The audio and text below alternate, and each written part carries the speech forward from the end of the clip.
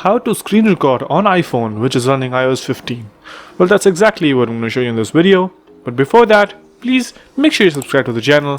It helps out a lot. And with that being said, let me show you how it's done.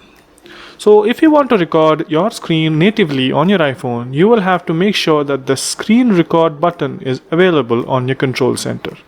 So the control center comes up when you swipe right on the top left, on the top right corner, and you can see I'm currently recording my screen using this inbuilt screen recording option on the iPhone.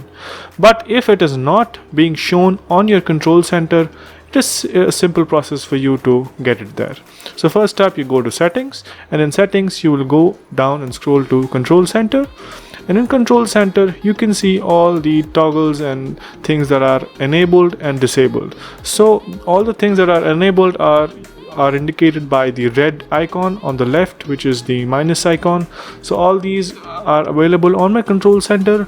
But if your device does not have screen recording option on its control center, then it's possibly down here in the more control section. All you have to do is click on the plus icon, and that's it. It'll be added to your control center, and once you're here, all you have to do is tap on it and it'll start screen recording. You can either record with your microphone or without your microphone by long pressing on the screen recording button.